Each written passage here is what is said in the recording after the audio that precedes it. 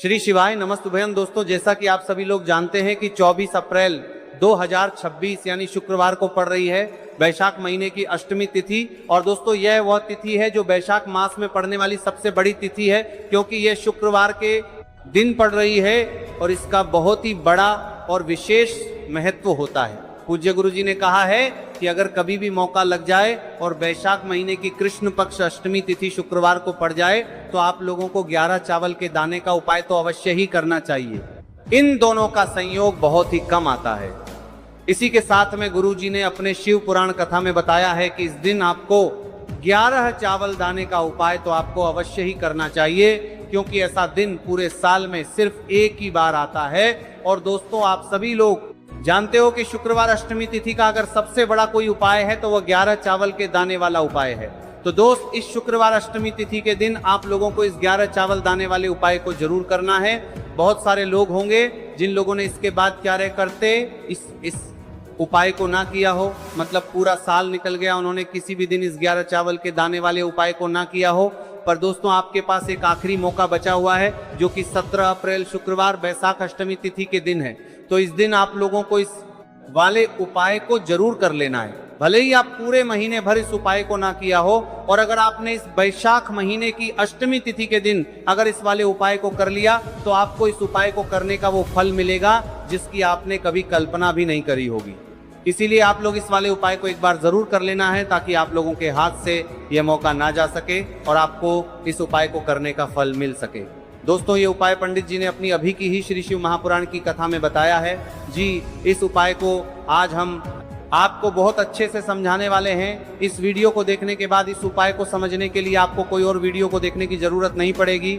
तो चलिए दोस्तों, उपाय को शुरू करते हैं। देखिए, ये इस वैशाख महीने के शुक्रवार अष्टमी तिथि के दिन ये इतना खास होता है, इतना महत्वपूर्ण होता है। देखा गया है कभी कभी बड़े बड़े पूजा पाठ अनुष्ठान से जो मनोकामना पूर्ण नहीं होते, वो वैशाख महीने के शुक्रवार अष्टमी तिथि के दिन एक छोटे से उपाय करने से ही आपकी मनोकामना पूर्ण हो जाती है। और बहुत सारे लोग एक छोटे से उपाय करने से ही आपकी मनोकामना पूर्ण हो जाती है। और बहुत सारे लोग इस पर दिखाई गई है उपाय को किया भी है और उनको इस उपाय को करने का फल भी जरूर मिला है। अगर आप लोग भी इस उपाय को करना चाहते हैं तो आप इस उपाय को पहले अच्छे से समझ लेना, सुन लेना, उसके बाद करना। आपको इस उपाय का फल जरूर मिलेगा। और इस उपाय को कर लेने से आपके घर में चाहे किसी भी प्रकार की दुहक और समस्या क्यों ना चल रही हो, आपको उसका कारण भी नहीं पता है कि भाई ये समस्या किसका कारण से चल रही है, उसका भी कुछ कारण हो सकता है, जैसे पितृदोष हो सकता है या किसी भी तरह का मंगल दोष भी हो सकता है। तो इस दिन आप लोगों को ये वाला उपाय कर लेना है। ये एक ऐसा उपाय है जिस उपाय को अगर किसी विशेष दिन पर किया जाए तो भाई उस विशेष दिन का जो है वो तो हमें मिलता ही मिलता है, पर हमने उस दिन पर इस उपाय को किया है तो हमें उससे भी बड़ा फल मिलता है और फल बहुत जल्दी मिलता है, क्योंकि आप इस उपाय को बहुत ही बड़े और विशेष पर कर रहे हो। तो चलिए अब उपाय के बारे में बात करते, लेकिन उससे पहले आप लोगों को यह जानना आवश्यक है कि आखिर ये उपाय किस समय करना है, किसको करना है और कैसे करना है। तो चलिए हम आगे आपको वीडियो में एक एक करके बता देते हैं। लेकिन उससे पहले अगर आप लोग हमारे चैनल पर पहली बार आए या फिर मेरी आवाज आज पहली बार सुन रहे हैं तो हमारे चैनल को सब्सक्राइब जरूर कर लेना और इस वीडियो को करके कमेंट बॉक्स में श्री शिवाय नमस्तुभयम ओम नमः शिवाय जरूर टाइप कर देना। तो दोस्तों, इस 11 चावल के दाने वाले उपाय को हमें इस शुक्रवार करना है, किसको करना है, किस समय करना है और कहां पर करना है, ये सारे सवालों के जवाब आपको इस वीडियो में मिल जाएंगे। और जो ये वीडियो देखेगा भाई उसको 11 चावल के दाने वाला उपाय जरूर करना चाहिए, क्योंकि इस दिन एक चावल के दाने का बहुत ही बड़ा और विशेष महत्व होता है। और जब बात आ जाए 11 चावल के दाने की तो यह सोने पर सुहागा वाली बात हो जाती है और ये एक बहुत ही बड़ा उपाय हो जाता है इस शुक्रवार। तो अब दोस्तों, इस 11 चावल के दाने वाले उपाय को आखिर करना किसको है, सबसे पहले हम लोग वो बात जान लेते हैं। तो देखो, घर की जो बड़ी माताएं बहनें होती हैं, उन माताओं बहनों में से कोई भी एक बड़ी माता बहन इस वाले उपाय कर सकती है। और दोस्तों, अगर आप चाहे तो अपने घर में से सभी सदस्यों को भी इस उपाय को करवा सकते हैं। अगर किसी व्यक्ति की खुद की कोई मनोकामना है, खुद की कोई दुख और परेशानी है जो कि वो अपने लिए ही करना चाहता है, इस वाले उपाय को तो वो खुद अपने लिए भी कर सकता है। बाकी अगर कोई घर में से ऐसा है जो कि अपने पूरे घर परिवार की सुख और शांति के लिए यह वाला उपाय करना चाहता है तो भाई वो भी कर सकता है। उसमें भी कोई दिक्कत वाली नहीं है। कहने का मतलब यह है कि इस उपाय को हर एक सदस्य भी कर सकता है और पूरे घर परिवार के सदस्य के लिए घर की बड़ी माताओं बहनों में से कोई एक माता बहन भी कर सकती है। माताएं बहनें अगर घर में उपस्थित ना हो या वह यह वाला उपाय ना कर पा रही हो तो फिर घर का कोई बड़ा सदस्य भी इस 11 चावल के दाने वाले उपाय को कर सकता है, चाहे फिर वह पुरुष ही क्यों ना हो, उसमें कोई भी दिक्कत वाली बात नहीं है। अब दोस्तों इस 3 बल के दाने वाले उपाय को हमें करना कहां पर है? हमें इसे शिव जी के मंदिर में जाकर करना है। बहुत सारे लोग प्रश्न करते हैं हर एक उपाय को करते समय क्या हम इस उपाय को घर पर कर सकते हैं? तो इस वाले उपाय को आप घर पर नहीं कर सकते हो। इस वाले उपाय को करने के लिए आपको शिव जी के मंदिर ही जाना पड़ेगा। उसके बाद में दोस्तों जो अगला प्रश्न निकल कर आता है वो ये आता है इस उपाय को लेकर कि आखिर इस उपाय को हमें किस समय करना है, सुबह के समय करना है कि शाम के समय करना है? तो देखो इस वाले उपाय को आप लोग सुबह के समय भी कर सकते हो और शाम के समय प्रदोष काल में भी कर सकते हो। अब अगर आप पूछो कि भाई सब सबसे उत्तम समय कौन सा रहेगा इस 31 चावल के दाने वाले उपाय को करने का, तो हम आपसे बस यही कहेंगे कि इस उपाय को आप सुबह के समय करेंगे तो ज्यादा बेहतर होगा। बाकी अगर प्रदोष काल शाम के समय भी करेंगे तो भी अच्छा होगा, उसमें कोई भी दिक्कत वाली बात नहीं है।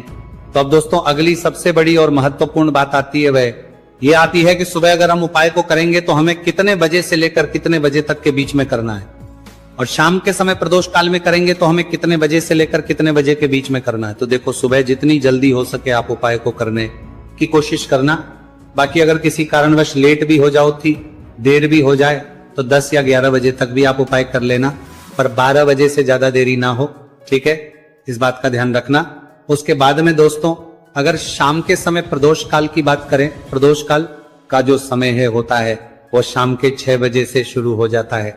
मतलब शाम के 6 बजे से लेकर 7 बजे के बीच का जो समय होता है ये समय प्रदोष काल का समय होता है।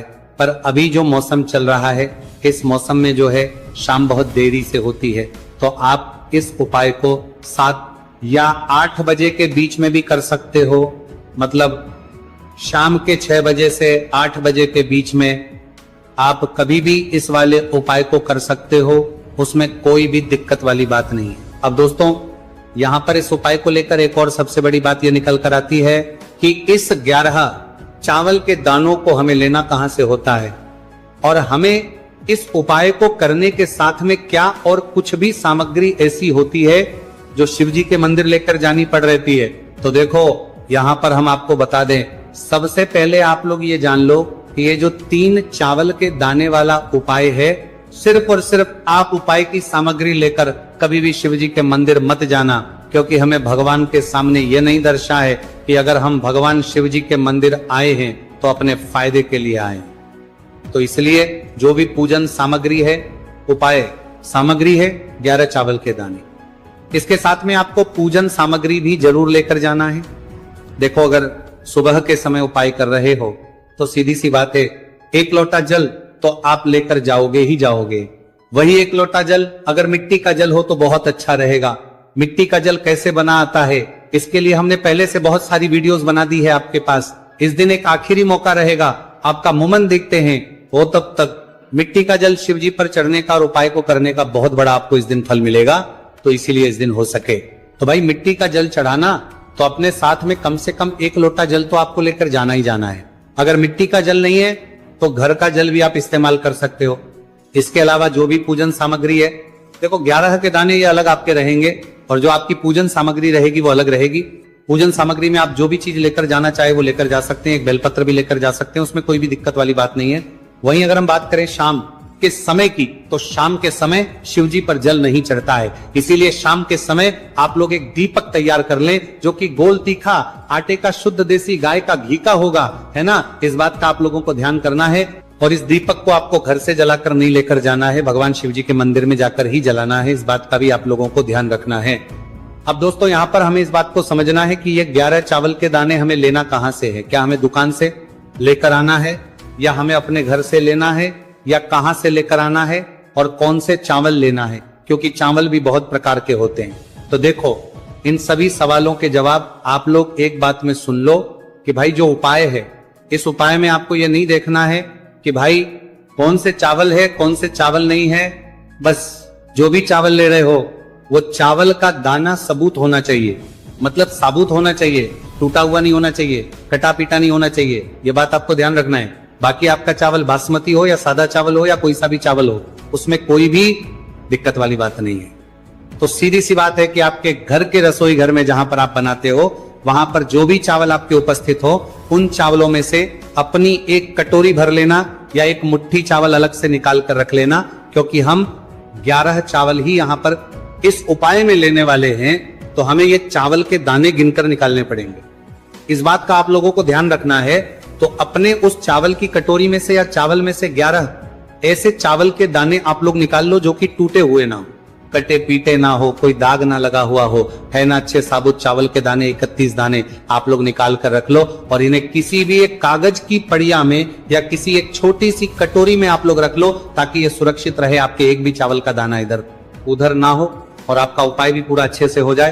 तो भाई जैसे ही आपका उपाय की जो सामग्री है, 11 चावल के दाने, ये तैयार हो जाते हैं, उसके बाद में आपको जो भी अपनी पूजन सामग्री है, सुबह समय कर रहे हो तो एक लोटा जल और एक बेलपत्र या पूजन सामग्री जो लेकर जाना चाहो उसकी भी तैयारी कर लेना। और शाम के समय जा रहे हो तो भाई अपना जो दीपक है उसे तैयार कर लेना, ठीक है। और उपाय को करते समय शुद्धता का विशेष रूप से ध्यान रखना, ठीक है। सुबह सुबह स्नान करने के बाद ही उपाय को करने की आप लोग तैयारी करना। उसके बाद अगर शाम के समय की बात करें तो शाम के समय आपको स्नान करने की जरूरत नहीं है, पर शुद्धता ध्यान रखना है आपको। स्नान तो नहीं करेंगे, आप हाथ मुंह धोकर भी इस वाले उपाय को शाम के समय प्रदोष काल में कर सकते हैं, इसमें कोई दिक्कत वाली बात नहीं है। तो आप अपने उपाय की पूरी सामग्री तैयार करके आपके पास ही में जो आपका शिव मंदिर हो वहां पर पहुंच जाइए। सबसे पहले शिव मंदिर में जाकर आप लोगों को उपाय नहीं करना है, पहले भगवान के दर्शन करना है, भगवान से आशीर्वाद प्राप्त करना है, फिर शिव जी की शिवलिंग के पास में आना है। शिवलिंग के पास में आने के बाद जो पूजन सामग्री लेकर आए हुए हैं, जैसे कि सुबह गए हुए होंगे तो एक लोटा जल और जो भी पूजन सामग्री लेकर आए हैं आप उनसे भगवान शिव जी की पूजन कीजिए। सबसे पहले तो एक लोटा जल ही चढ़ेगा, फिर आपको एक बेलपत्र श्री शिवाय नमस्तु भयम का जाप करते हुए शिवलिंग पर चढ़ा देना है। उसके बाद में आपकी पूजन सामग्री चढ़ेगी। उसके बाद में अगर दोस्तों शाम के समय अगर आप इस उपाय को कर रहे हो तो अपने साथ कम से कम एक जो दीपक है गोलबाती का, जो आप अपने साथ में लेकर गए हो, उस दीपक को मंदिर में जाकर अपनी माचिस से जलाना है और उस दीपक को शिवलिंग के पास में रखना है, ठीक है। इस दीपक को रखने के बाद ही आप लोगों को अपना ये वाला उपाय शुरू करना है। और दीपक को ज्यादा पास में मत रखना, वैसे भी गर्मी पड़ रही है, भगवान शिव जी को आंच नहीं लगनी चाहिए, है ना। तो भाई जैसे